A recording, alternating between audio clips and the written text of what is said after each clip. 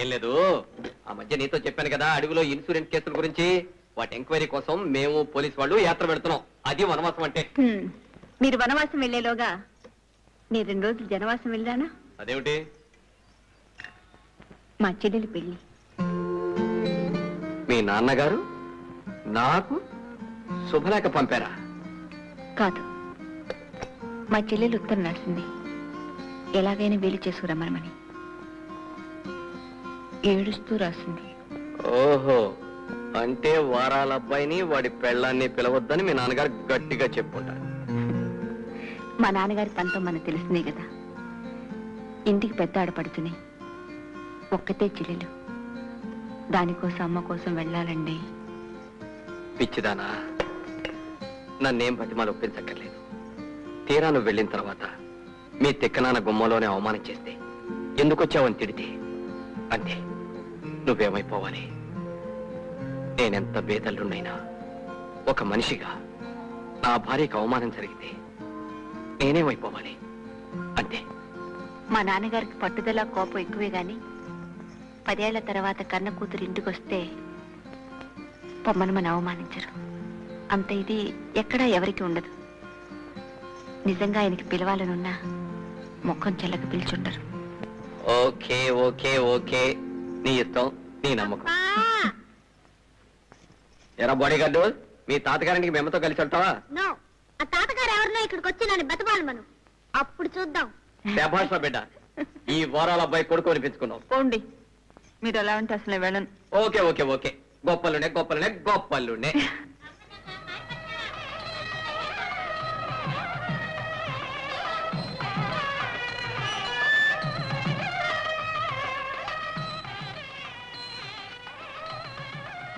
పెద్దమ్మ గారు, ఇది నా రావడం.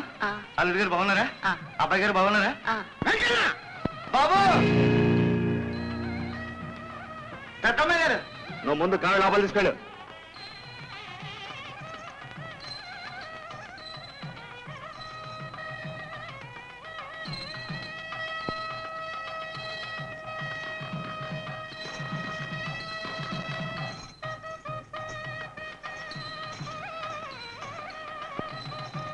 నాన్న బాగున్నారా? బతికే ఉన్నాను, ఇప్పుడప్పుడే చావను.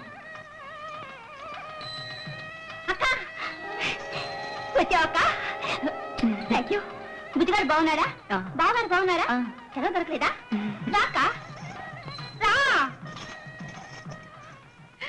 అక్క, తప్పంతా నాది. అక్కడ బావగారితో పోట్లాడి కష్టపడి నా కోసం వస్తే ఇక్కడ ఇలా అయింది. సారీ, నన్ను క్షమించక్క. కానీ పెళ్ళయ్యేదాకా మాత్రం ఉంటావు కదూ? తప్పమ్మా, నేనుండటం అంత మంచిది కాదు. జానకి, తప్పు తల్లి. ఇంటికి పెద్ద ఆడపడుచువి, పెళ్లికొచ్చి లగ్నం కాకుండా వెళ్ళడం తప్పు తల్లి. కట్టుకున్న వారి మాట కాదని గడప దాటం కూడా తప్పేనమ్మా. ఆయన చెప్తూనే ఉన్నారు, అవమానపడతావు జానకి. నాకు తెలుసమ్మా, జరిగిన దానికి నీకంటే నేను ఎక్కువ బాధపడుతున్నానమ్మా. ఇవన్నీ చూస్తూ ఉండడం కన్నా చావడం మేలమ్మా. పర్వాలేదు, నేనుంటాలే. మాట పట్టు ఆడదాని బతుకు మామూలే. అయినా నన్ను అవమానించింది నా కన్న తండ్రిగా. పర్వాలేదు, పెళ్ళేదాకా ఉండి అక్షంతలు వేసే వెళ్తాను. నువ్వు బాధపడకమ్మా. పద, పూలు చేరేస్తాను.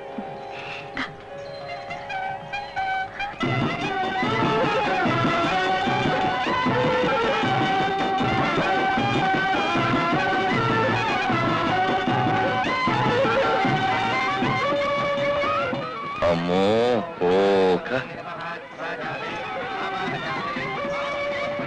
ఎన్ని కోకలు మంత్రి. వెళ్ళి కొంప, మీరు మాత్రం మనసుపాటు చేసుకోకండి. మంత్రి, ఒక్కోసారి తెలివిలో మనిషి దేవుడికేమీ తీసిపోడనిపిస్తుంది. ఈ లిటికులేషన్ ఏమిటి మహాప్రభు? మన మనస్సులో సంగతి దాచేసుకుని ఎదటి వాళ్ళని దగా చేయడానికి దేవుడు చిరునవ్వు అబద్ధం అని ఇచ్చాడు కదా. చిత్తం. మన చూపులను బట్టి ఈ సంగతి అవతల వాళ్ళు పసిగట్టకుండా ఈ నల్ల కళ్ళజోడు కనిపెట్టాడే మనిషి. ఎటు చూస్తున్నాము, ఎంతసేపు చూస్తున్నాము, ఎవరిని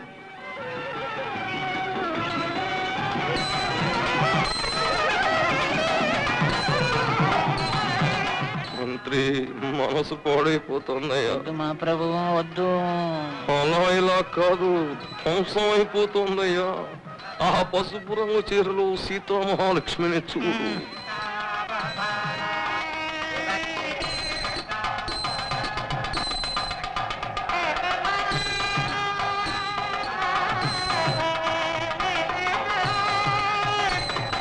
మంత్రి, ఈ లోకము మన కన్నపిల్ల ఖర్చు అయిపోతుందయ్యా.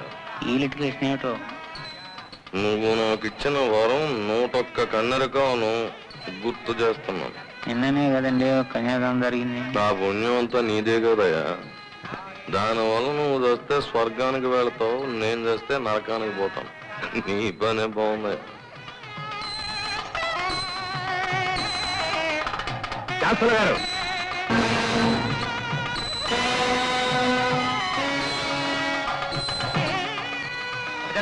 వాయించండి అయ్యా.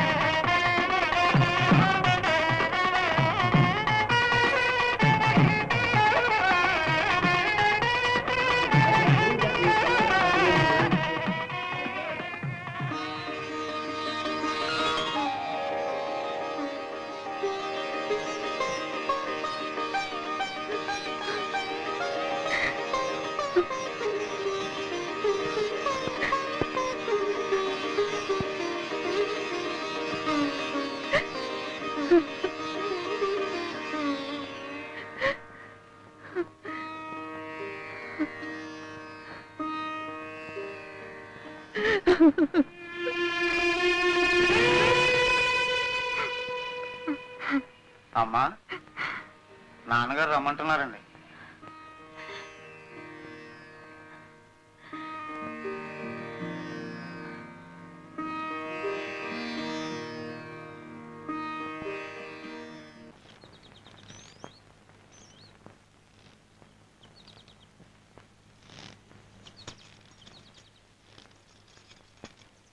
నిన్నెవడు పిలిచాడు?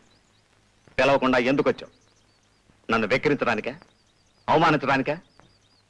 నా ఇంటి వారాల అబ్బాయిని చేసుకుని నన్ను కాదని వెళ్ళిన రోజున నీకు నా మీద భయభక్తులు చచ్చాయని సరిపెట్టుకున్నాను. నువ్వే చచ్చావని సంతోషపడ్డాను. నా పెద్ద కూతురు దిక్కుమాలిన పెళ్లి చేసుకుందన్న బాధను మింగి రెండో కూతురు పెళ్ళైనా లక్షణంగా చేద్దామని ఆశ పెట్టుకున్నాను. నాకొక్కతే కూతురుని పెళ్లి వారికి చెప్పేశాను.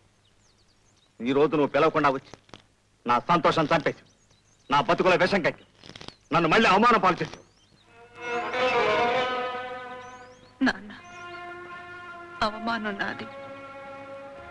పిలవకపోయినా వచ్చిందాన్ని నేను. అది లోకానికి తెలియదు.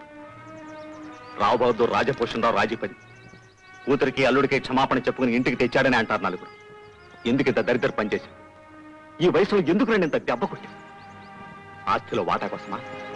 నా మీద పక్కోసమా? ఈ పందిట్లో నీ పెళ్లి కాలేదన్న కసితో నీ చెల్లి పెళ్లి అపాస్ చేయాలనా? ఎందుకైనా వచ్చు వెళ్ళు. నా కూతురు ఎందుకు నీలో ఏ కోసమైనా పౌరుషం పట్టుదల ఉంటే వెళ్ళు, చచ్చిపో. మళ్ళీ నీ మొహం చూపించు. Get out!